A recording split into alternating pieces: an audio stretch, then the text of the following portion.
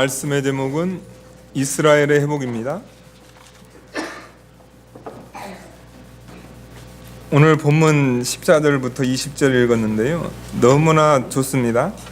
노래할지어다 기쁘게 부를지어다 기뻐하며 즐거워할지어다.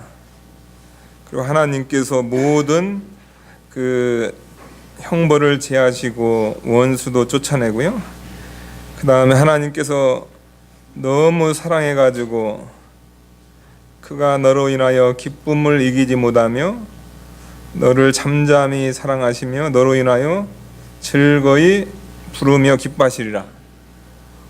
오늘 엄청 추운데 여러분들 많이 추시죠? 예, 이게 캘거리입니다 원래. 예, 그러니까 캘거리 많이 추운데 오늘 말씀대로 이 말씀 들으니까 그냥 우리의 추운 그것이 이렇게 사르르 이렇게 다 녹는데요.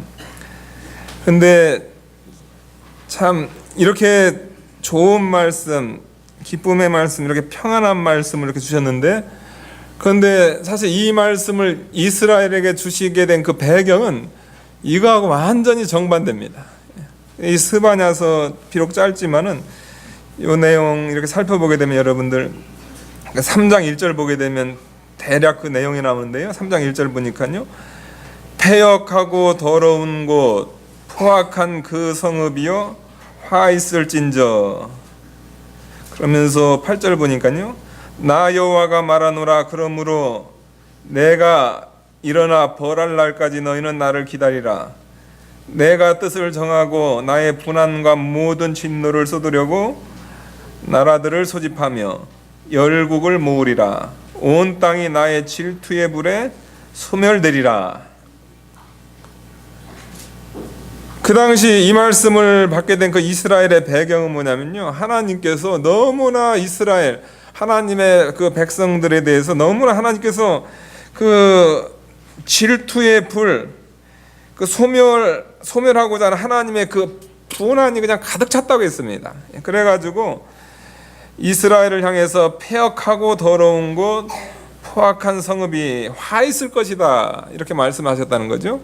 그러니까 그런 그 배경을 알고선 도대체 그런데 왜 이런, 그냥 하나님께 심판만 하시면 되지 왜 하나님께서 이렇게 그 사랑의 말, 따뜻한 말, 위로의 말을 왜 해주셨는가?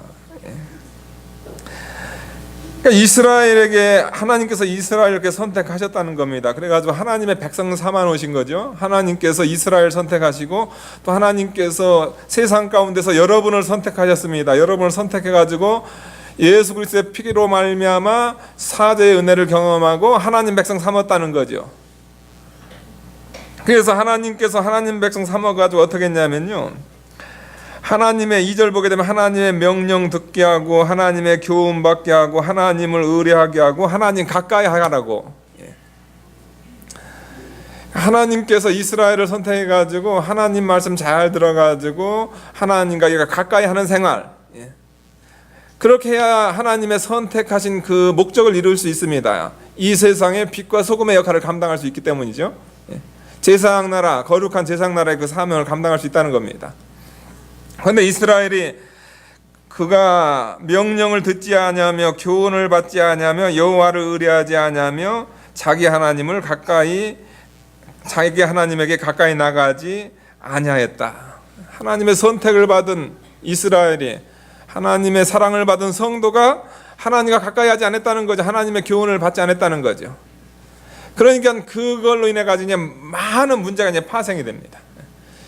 여러분들, 우리에게 있는 것이 개인적인 문제든 가정적인 문제든 아니면 사회적인 부패든 가장 큰 원인이 뭐냐면요, 우리가 여러 가지 원인을 지금 사회에 많은 구조적인 문제라든가 어려움이 많이 있는데 그 원인을 찾으려고 논문도 수고합니다. 그런데 그 구조적인 원인은 딱 하나 있습니다, 여러분들. 그것만 알으시면 됩니다. 그것은 뭐냐면 죄입니다. 근데 그 죄인데 어떤 죄냐면요, 하나님께로부터 멀어진 죄, 하나님 말씀했는데 그 말씀을 듣지 않은 죄, 그것으로 인해 가지고 모든 문제가 나타나는 겁니다. 신앙인들이 하나님 말씀을 듣지 않았을 때 그런 문제가 이렇게 발생한다는 거죠. 그래가지고 그 영적으로 이렇게 타락하니까 그 사회적으로는 아주 너무나 부패해집니다. 그래가지고 3절 보니까 방백들은 부르짖는 사자요 재판장들은 이튿날까지 남겨두는 것이 없는 저녁 일이요. 그러니까 정치적인 그 지도자라든가 아니면 이 세상의 그 정의를 이렇게 지키는 그 재판, 제가 내일 커트에 제가 갑니다. 증인으로 와달라고 해가지고 제가 캘거리 와서 캐나다 와가지고 처음으로 이제 법정에 가가지고 제가 선서를 하면서 이제 증인으로 서게 되는데요. 여러분 기도 좀 많이 해주시기 바랍니다.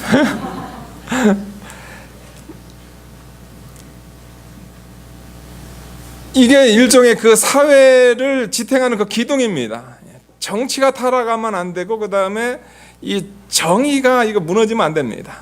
그런데 하나님을 가까이 하지 않으니까 이제 사회 정의가 다 무너지는 거죠. 그래가지고 방백들은 뇌물 좋아하고 또 재판관들도 뇌물 좋아해가지고 뇌물 받아가지고 옳은 것을 옳지 않다고 하고 옳지 않은 것을 옳다는 그런 일이 발생했다는 거죠. 그 다음에 그 종교계에도 부패가 심했다는 겁니다. 그 4절 보게 되면 선지자들은 위인이 경솔하고 간사한 자요 제사장들은 성소를 더럽히고 율법을 범한 자다. 이것은 무슨 말씀이냐면 선지자들이 하나님께로 받은 게 없다는 겁니다.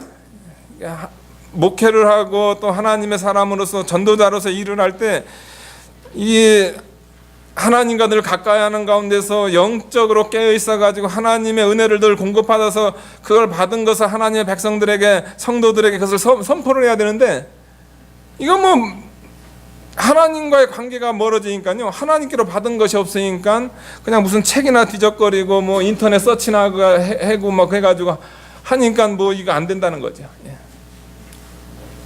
그 다음에 경솔하고 간사한 것은 뭐냐면 이것은 물질을 밝히는 겁니다. 하나님의 선지자들이 그 다음에 하나님의 종들이 물질을 밝히는 그런 사회가 됐다. 제사장들은 성소를 더럽히고 율법을 범하도다. 백성들을 거룩하게 해야 될 그 제사자익을 감당해야 될 사람들이요 되려 하나님의 성소를 더 더럽히는 역할을 하고요. 그 다음에 율법을 범하도다. 자기 입으로 가르쳐 놓고 자기가 그 법을 범하는 것. 그러니까 이 설교자들, 이 교역자들 여러분들 이게 진짜 힘든 일입니다. 왜 그러냐면요, 성도님들 같은 경우는 그냥 듣잖아요. 자기가 말을 하지 않으셨잖아요. 여러분들이 이 시간에 여러분들이 뭐 얘기하지 않으시잖아요. 그런데 교역자들 어떻게 하면 그것을 말한다는 겁니다. 근데 그 말한 것에 대해서 그것을 지키지 않으면은 그것은 아무 의미가 없다. 그래서 주기철 목사님이 감옥에서 하는 것이 뭐냐면은 하나님께서 나한테 이렇게 많은 고통을 주시는데 그 고통 가운데서 무엇을 원하시는가? 내가 설교단에서 얘기한 것을 그 말한 것을 지키는 것을 지금 요구하시는구나. 그분은 깨달았다는 거죠. 그런데 그 당시에는 종교적으로 이렇게 타락했다는 겁니다. 그래가지고 하나님께서 이스라엘에 대한 그런 하나님께서 그 하나님의 백성으로서 그 사명을 감당하지 않으니까 하나님께서 그냥 진노가 부릴 듯 일어나십니다. 그런데 하나님께서 이스라엘을 사랑하기 때문에 하나님께서 성도를 사랑하기 때문에 바로 그냥 하나님께서 징계를 하지 않습니다. 어떻게 했냐면 이스라엘 주변에 있는 나라들 하나님께서 하나씩 무너뜨립니다. 아수르도 그 제국 북이스라엘을 멸망시켰다. 아수르도 멸망시키고 그 다음에 뭐 니느웨도 멸망시키고 그 다음에 뭐 블레셋도 이집트도 막 옆에 주위를 그냥 다 멸망시킨단 말이에요. 그 바벨로니아 나라를 이렇게 보내가지고요. 그러니까 그런 걸 통해서 하나님께서 요구하신 게 뭐냐면요, 그걸 교훈으로 삼으라는 거죠. 이스라엘이라는 나라 그 주변에서 그냥 지금 바벨론에서 그냥 다 망한다는 거예요. 나라들이 망한다. 그러니까 그것은 일종의 하나님의 심판의 그 징조라는 겁니다. 하나님께서 사인을 보내는 거죠. 이스라엘 너희도 회개하지 않으면 너희도 이렇게 망한다. 그러니까 요 지금 옆에 나라가 망하는 거 보고서 너는 바로 서라. 이렇게 하나님께서 사인을 보냈다는 거죠. 그러니까 여러분들 내 주위에서 나한테는 직접적으로 오진 않는데 내 주위에서 막 사건이 터지고 막 뭐 재앙이 닥치고 했을 때 여러분들 정신 차리시기 바랍니다. 왜 그러냐면요, 그건 하나님께서 사인을 보내시는 거예요. 여러분을 사랑하기 때문에 이방은 경고도 없이 그냥 하나님께서 멸망시켜 버렸습니다. 그런데 이스라엘은 성도는 사랑하기 때문에 하나님께서 경고를 주는 거죠. 부모가 자식들이 잘못 나갈 때 경고를 주잖아요. 그냥 뭐 하나 잘못했을 때마다 혼내버리면 그 애가 그거 주눅 들어서 살겠어요? 예? 그냥 좀 사랑으로, 예? 그 다음에 경고로, 너 다음부터 하면 안 돼? 예? 경고를 줬다는 거죠. 그런데 그들이 그걸 듣지 않았다는 거죠. 듣지 않으니까 이제 하나님께서 어떻게 했냐면 마침내는 하나님께서 이제 8절에 하나님의 진노가 임한 거죠. 하나님의 진노가 임해서 이제 이스라엘이 하나님의 심판을 받고, 이스라엘이 여러분들 잘 아시는 대로 이스라엘 나라의 10분의 9가 다 죽어버립니다. 멸망당해 버립니다. 10분의 1도 안 되는 사람들이 어디는 뭐 이집트라든가 아니면 뭐 저기 이디오피아라든가 이런 데로 도망가고, 또 하나님의 그 남은 무리, 이 선택된 무리들은 어떻게 했냐면요, 하나님께서 바벨론 포로로 끌려갑니다. 바벨론 포로 70년 잡혀가요. 거기서 그들의 삶이라는 것은 얼마나 비참한지 모릅니다. 그러니까 이 스바냐 선지자는 왜 하나님의 심판을, 하나님의 그 무서운 심판을 이렇게 말씀하신 다음에 하나님의 백성들에게 대해서 9절부터 또 오늘 읽은 이 14절부터는 하나님 백성들을 위로합니다.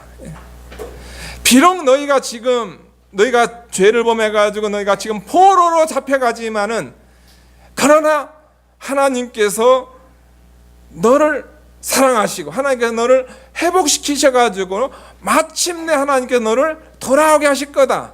그러니까 지금 당하는 이 징계는 비록 우리 아픔이고, 꼭 사람으로 따지면 지금 중병이 걸려가지고 한쪽 팔을, 이 팔을 잘라내지 않으면 그 전체가 죽어버린단 말이에요. 그러니까 팔을 잘라내는 것 같고 다리를 잘라내는 것 같은 그런 아주 큰 고통이지만, 그러나 이런 고통이, 이런 하나님의 일종의 치료가, 이런 일종의 하나님의 절단이 너희를 살리고 너희에게는 그것이 유익이 될 것이다. 하나님께서 이제 유랑 생활을 떠나고 포로 생활을 떠나는 이스라엘을 향해서 하나님께서 말씀하시는 겁니다. 그러면서 위로를 해주시는 거죠. 만약에 이 위로가 없다고 하면요, 이스라엘 백성들은 포로 잡혀가지고 그냥 다 자포자기입니다. 그런데 이 스바냐의 이 말씀을 통해 가지고 그들에게는 소망이 생깁니다.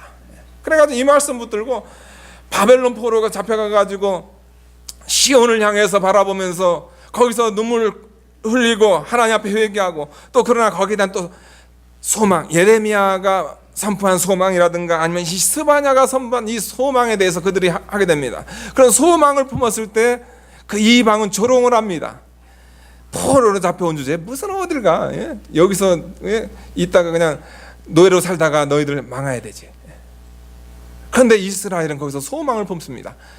아니다, 하나님께서 우리를 회복하신다, 하나님께서 말씀했다, 그겁니다.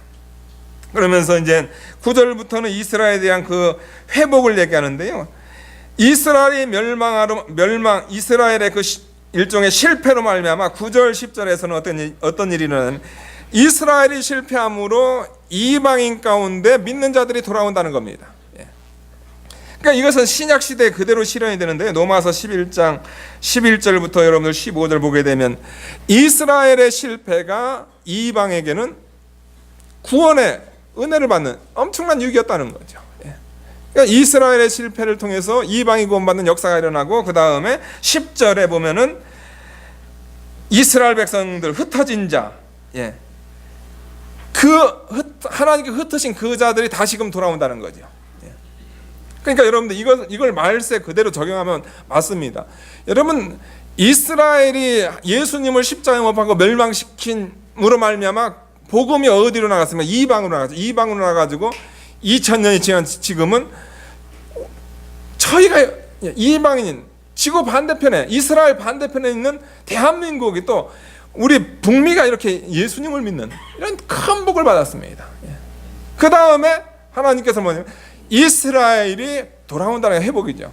그러니까 로마서에서도 보게 되면 정말로 이스라엘이 이방인의 회복 후에 이스라엘 회복이 있다는 거죠. 그러니까 너희들의 실패로 인해서 이스라엘 이방인들도 하나님의 그 구원의 은혜의 반열에 참여하게 되고, 그 다음에 너희들도, 이스라엘도, 너희들도 역사적으로도 너에게 유익이 되고, 실질적으로 그리고 예수님께서 오셨을 때 이 신약 시대에도 너희가 정말로 유대 민족이 예수님을 믿는 그런 역사가 일어날 거다. 그래가지고 그날에 11절부터 그 13절까지는 그것은 무슨 말씀이냐면요, 그날 이것은 뭐냐면요, 포로로 잡혀가고 이제 유랑 생활을 하고 다 이제 가서 고생하고 난 다음에 돌아온 이스라엘 백성들의 그 모습입니다. 그 모습인데 제일 첫 번째 변화가 됐는데, 어떤 변화가 됐냐면요, 그들의 교만이 없어진다는 거죠. 어떤 교만이 없어지냐면요, 이런 선민의식, 그 다음에 우리에게는 율법이 있다, 우리에게는 예루살렘 성전이 있다, 이거에 대한 그 선민의식이 너희 없어진다는 겁니다. 왜 그러냐면은 선민이었는데도 하나님의 심판을 받아서 포로 잡혀갔거든요. 그러니까 포로에서 돌아왔을 때는 이런 선민 의식보다는 정말로 내면적, 영적으로 내가 정말로 성전이 있는데, 하나님의 율법이 있는데 내가 이스라엘인데 내가 진짜 내면적으로 이스라엘인가? 내가 내면적으로 정말 성전 생활하는가? 내가 영적으로 성전 생활하는가? 그것을 고민하는 성도가 된다는 거죠. 나는 교회 다녀, 이게 아니라는 거죠. 내가 진짜 성도인가? 내가 진짜 하나님을 섬기는 사람인가? 그것을 고민하는 사람이 된다는 거죠. 그런 고민하는 성도가 된다는 거죠. 그러니까 두 번째는 뭐냐면요, 12절 보니까 내가 곤고하고 가난한 백성을 너희 중에 남겨두리니 그들이 여호와의 이름을 의탁하여 보호를 받을지라. 하나님의 그 나무 무리, 하나님께서 다시금 되돌아오게 한 그 무리들의 특징이 뭐냐면 가난하다는 거죠. 곤고하다는 거죠. 이것은 세상적으로 가난한 것을 얘기합니다. 아니 그게 무슨 축복입니까? 어차피 들어올 거면 하나님 그냥 좀 부해가지고 잘 먹고 잘 사는 그런 모습으로 돌아오게 되죠. 그런데 하나님께서는 다시 돌아온 그 백성들의 모습은 가난한 모습이 남아있을 것이다. 왜 그랬을까요? 이스라엘 백성들이 하나님의 축복을 받아가지고요, 그들이 부했을 때는 잘 먹고 잘 입었을 때는 어떻게 했냐면요, 그들이 하나님을 떠났다는 겁니다. 그러니까 바벨론 포로에서 돌아왔을 때는 하나님께서 그들에게는 늘 가난이 따르겠다는 거죠. 그런데 그 가난을 통해서 어떻게 되냐면 하나님과 가까워질 수 있다는 거죠. 여러분, 우리 성도가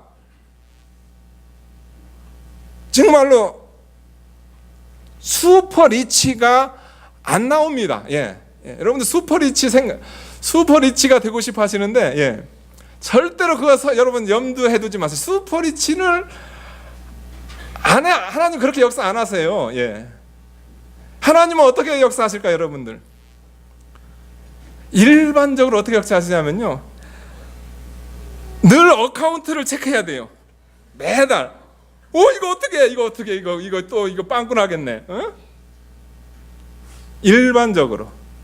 그중에 이제 하나님께서 하나님의 일을 위해서 좀 더 물질을 더 주는 분들이 있을 수는 있어요. 그러나 일반적으로 하나님께서는 물질적인 그런 일종의 긴장 상태를 줘가지고 하나님의 백성들이 떠나지 않게끔, 하나님을 의뢰하고 하나님의 보호를 경험하게끔 하는 것이, 그것이 하나님의 방법이다. 아멘이세요, 여러분들? 가난해지세요. 네. 그 다음에 세 번째는 뭐냐면요, 이스라엘 남은 자들의 악이 다 떠나고 그 다음에 먹으며 누우며 놀라게 할 자 없으리라. 그것은 뭐냐면 하나님의 보호다. 이것은 무슨 말씀이냐면, 여러분들 다 이스라엘이 돌아온 다음에 상대적으로 전에보다는 이스라엘 백성의 죄가 없었다는 거죠. 죄가 없었는데 외적으로는 아주 안 좋습니다. 왜냐하면 포로에서 돌아왔는데 그 독립국가로 들어온 것이 아니고요, 바벨론의 그 속국이라든가 아니면은 그 바벨론 다음에 페르시아의 속국이라든가 아니면은 헬라의 속국이라든가 아니면 로마의 속국, 이런 식으로 이스라엘 역사가 전개가 되거든요. 그런데 하나님은 뭐라고 하시냐면요, 먹으며 누우나 놀라게 할 자 없으리라.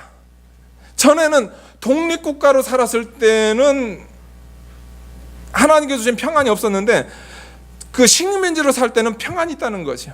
이게 무슨 말씀이냐면요, 독립국가로 살았을 때 이스라엘 백성들은 그들에겐 주권이 있었고 그 다음에 그들에게는 그 군사력이라든가 무슨 정치력이라든가 이런 것이 있었다는 거죠. 이런 것이 있었는데, 근데 문제는 뭐냐면 하나님을 떠났다는 겁니다. 하나님을 떠나니까 하나님의 보호가 떠난 거죠. 그러니까 하나님의 보호가 떠나니까 이것이 있으면 뭐합니까? 망하는데.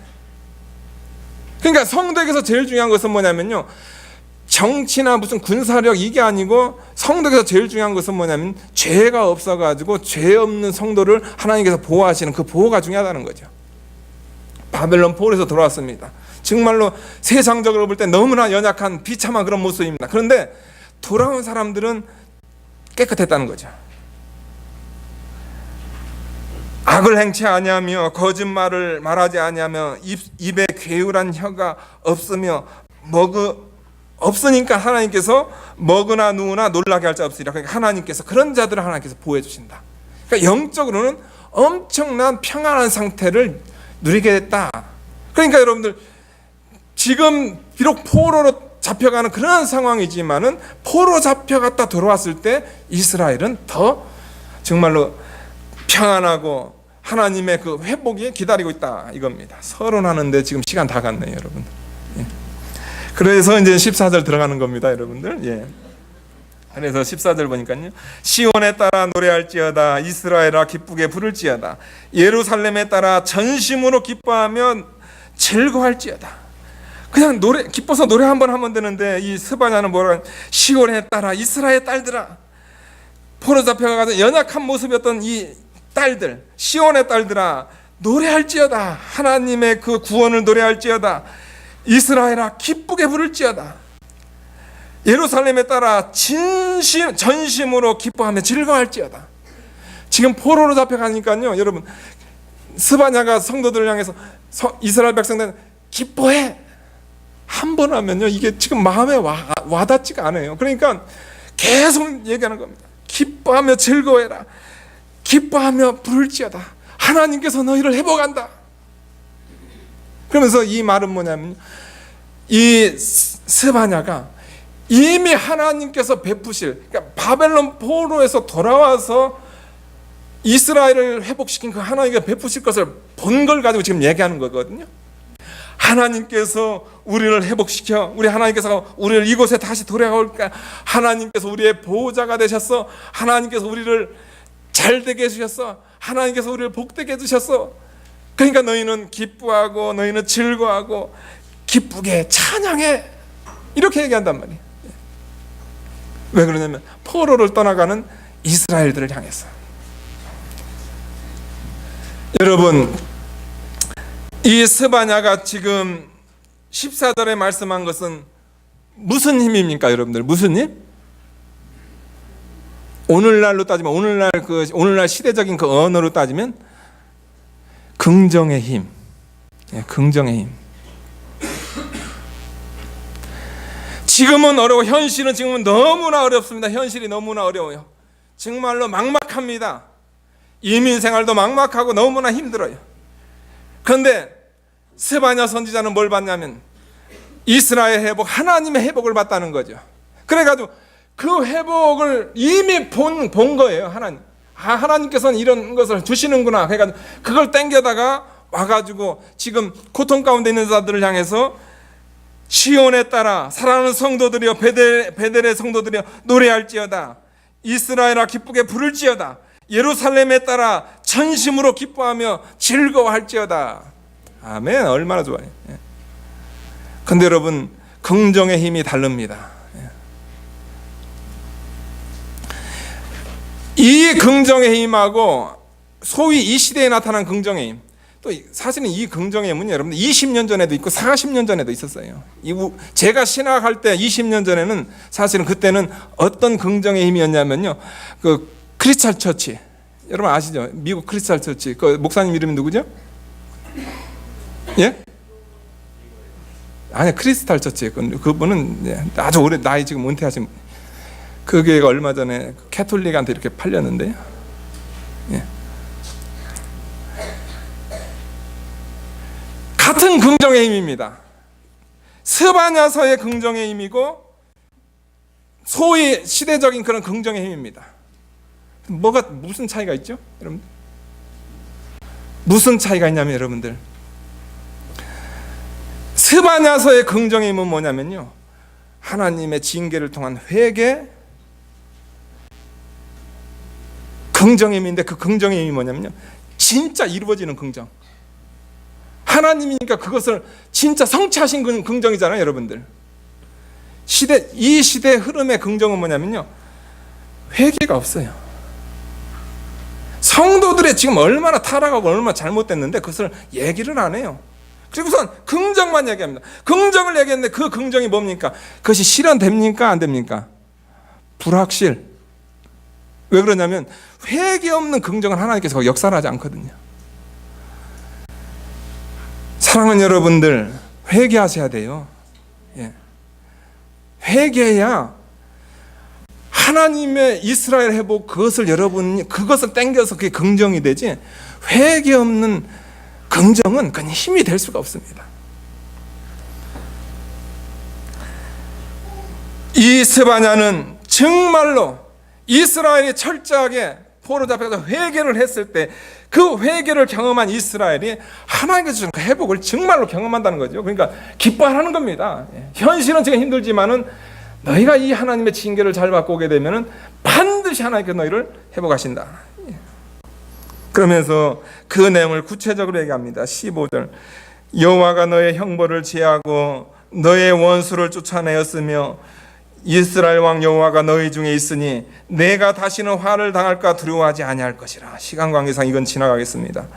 혹시 이 내용이 궁금하시면 토요일 아침 7시 예배를 참석하시기 바랍니다. 그러면서 다음으로 17절로 넘어가겠습니다. 너희 하나님 여호와가 너희 가운데 계시니 그는 구원을 베푸실 전능자시라. 그가 너로 인하여 기쁨을 이기지 못하여 하시며 너를 잠잠히 사랑하시며 너로 인하여 즐거이 부르며 기뻐하시리라. 그러니까 이 스바냐가 이 기쁨을 어떻게 표현해놨냐면요, 너희 하나님 여호와가 너희 가운데 계시니, 하나님께서 너희 가운데 있다. 하나님께서 성도를 사랑하고 성도 가운데 있고 하나님께서 함께 있고 하나님께서 성도들의 를 위해서 하나님께서 회복을 위해서 함께 있다. 너희 하나님 여호와가 너희 가운데 계시니 그는 구원을 베푸실 전능자시라.